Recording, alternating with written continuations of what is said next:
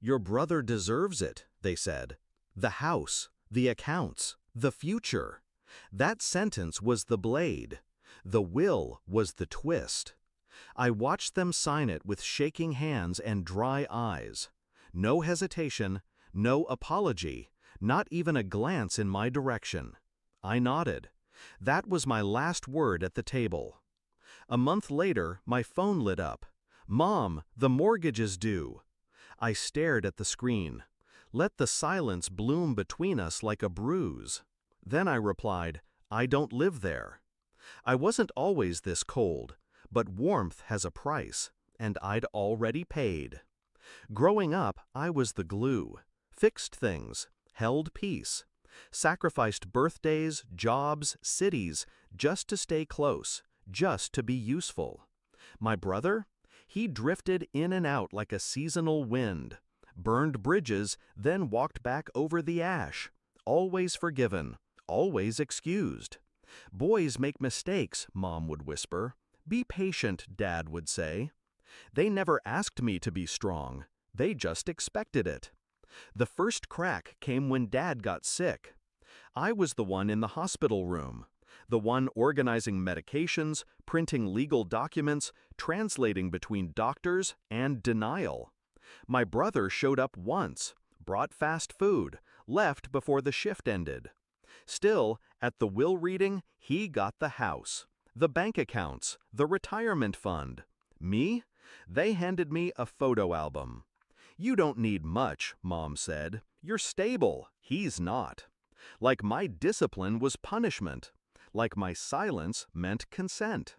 So I did what they didn't expect. Nothing. No fight, no plea, no guilt. I let them build their new empire of fairness. Let them set the crown on his head. And then I waited.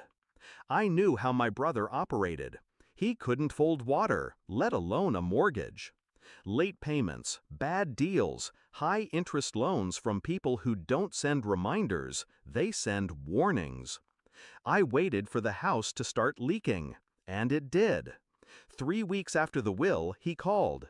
"Hey, just checking, did Dad leave you any backup funds?" I let him talk, let him circle the drain.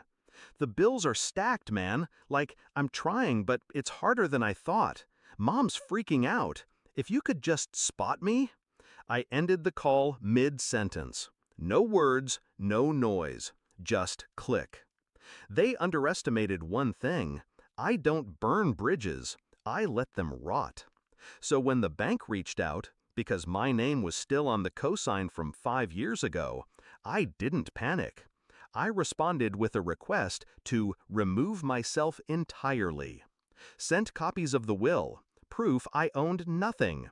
No equity, no keys, no stake. Washed my hands, legally and clean. Then I started digging. The deed transfer? Sloppy. Still had clauses Dad never updated. Turns out my brother couldn't refinance without my signature. I got offers, calls, desperate emails. They begged, pleaded, said they didn't realize it would affect me. But it didn't. It affected them. I just watched. The final act came quietly. They listed the house. Couldn't afford the taxes, or the repairs, or the silence from the son they once called strong. Mom texted again. "We're losing it. Can you help? Just a loan, just until things stabilize." This time, I didn't reply. I screenshotted it, saved it, labeled the folder Inheritance. The house sold last week, at a loss. Mom moved into a rental. My brother vanished again, somewhere in another state, chasing another lie. I visited the old place once before the bank took it, parked across the street, didn't go inside. The porch light was still broken, the blinds uneven, the garden overgrown. But the air? It felt clean. I don't feel sorry, not for the house, not for them. They gave him everything, and I gave them what they left me with, nothing. But I did it with precision, no anger, no scenes. just a locked vault where their lifeline used to be. Justice doesn't always arrive in flames. Sometimes it walks in quietly, in withheld help, in strategic silence, in letting people feel the weight of their own choices. They wanted him to have the future. Now they can live in it.